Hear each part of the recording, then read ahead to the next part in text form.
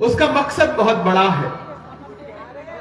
और अगर आज यहां हजारों किलोमीटर दूर चल के आया हूं तो इस आने का मकसद भी बहुत बड़ा है। मेरे सामने तमाम ऐसे बुजुर्ग बैठे हैं मैं जिनकी पेशानी की झुर्रियों में हिंदुस्तान के पिछले 50 सालों की तारीख देख रहा हूं, पढ़ रहा हूं। तो यहां वो नई नस्लें भी बैठी हैं छत से लेकर के पीछे तक कुर्सियों पर, कि जिन्हें आने वाले हिंदुस्तान के 50 सालों का मुस्तकबिल लिखना है। यहां मेरी माएं बहनें भी हैं, बच्चे भी हैं। मैं सबसे थोड़ी देर गुफ्तगू करना चाहता हूं। मेरा बिहार आने का कोई प्रोग्राम नहीं था, मैं बहुत मसरूफ हूं इन दिनों। महाराष्ट्र का इलेक्शन है, झारखंड का इलेक्शन है, यूपी में बाई इलेक्शन है, राजस्थान में बाई इलेक्शन है। एक अब्र का टुकड़ा कहां कहां बरसे, कहां कहां जाऊं। लेकिन बेलागंज आना जरूरी इसलिए हो गया था कि हमारे स्टेट चेयरमैन उमर खान साहब ने जिद पकड़ी कि आपको आना पड़ेगा, बाड़ा के लोगों से मुलाकात करनी पड़ेगी। और जब बाड़ा का नाम आया कि बाड़ा आकर के लोगों से गुफ्तगू करना है, तो मुझे लगा कि बाड़ा का जो एक कर्ज है मेरे कांधे पर, इसी बहाने उस कर्ज को उतारने का भी मौका मिलेगा। तो मैं आपके बीच में हाजिर हो गया। आने वाली 13 तारीख को आपको घरों से बाहर निकलना है, जाना है। न सिर्फ बेलागंज के मुस्तकबिल का फैसला करना है, बल्कि आने वाले बिहार के मुस्तकबिल को भी तय करना है। ये जो नई नस्लें हैं, इसमें न जाने कितने ऐसे साथी होंगे जो अब तक सहमत नहीं रहे होंगे, लेकिन मैं आया हूं तो मुझे सुनने के लिए आ गए। आज कोई फैसला करेंगे। मैं थोड़ी देर आपसे गुफ्तगू करूंगा, फिर आपका जो दिल करे वो फैसला करना। लेकिन थोड़ी देर आपसे गुफ्तगू करना चाहता हूं मेरे नौजवान साथियों। आसमां जलती जमीन पर नहीं आने वाला, अब कोई और पैगंबर नहीं आने वाला।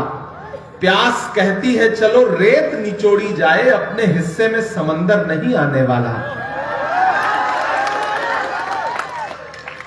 मेरे भाई, मैं पूरे हिंदुस्तान में जा रहा हूं। अगर आपको लगता है कि यह सिर्फ एक असेंबली का इलेक्शन है, तो फिर आप बहुत छोटा सोच रहे हो। हिंदुस्तान के अलग अलग शहरों में जो इलेक्शन हो रहे हैं, अगर आपको लगता है कि वो सिर्फ एक विधायक चुनने का इलेक्शन है, तो आप गलतफहमी के शिकार हो।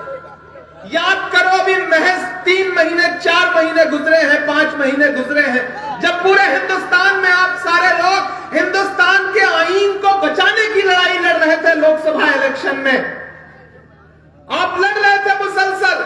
आपके जहन में बस एक बात थी कि ये जो इंडिया गठबंधन है, ये इंडिया गठबंधन हिंदुस्तान के आईन को, हिंदुस्तान की जमहूरियत को बचाने के लिए इलेक्शन लड़ रहा। और एक तरफ वो लोग खड़े हैं जो ये कह रहे हैं कि हम सत्ता में आएंगे तो आईन बदल देंगे, संविधान बदल देंगे। उस लड़ाई में यह सच है कि इंडिया गठबंधन जीत नहीं सका, लेकिन आपकी दुआओं से यह हो गया कि नरेंद्र मोदी अपने पैरों पर सरकार बनाने लायक नहीं रह गए। उनको बैसाखी का सहारा लेना पड़ा।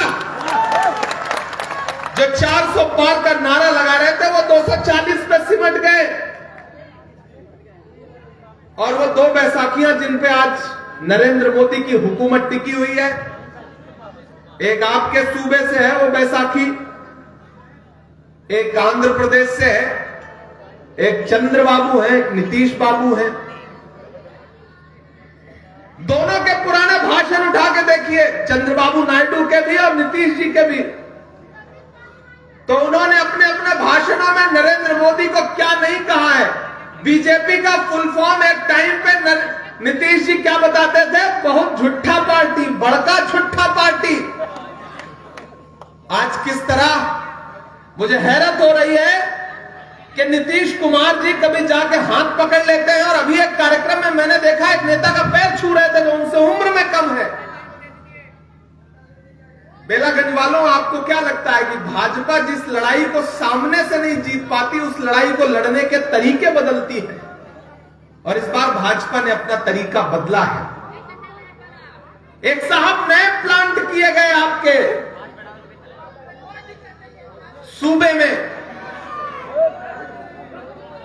उधर जो ऊपर साथी बैठे हैं उनसे गुजारिश करूंगा ऐसे चुप हो जाइए जैसे आजकल अडवाणी जी चुप रहते हैं, बिल्कुल उसी तरह। बस जैसे अडवाणी जी मोदी जी को सुनते हैं वैसे ही खामोशी के साथ बैठे रहिए। मैं इंशाल्लाह शायरी भी सुनाऊंगा, आपसे गुफ्तगू भी करूंगा। एक नए साहब प्लान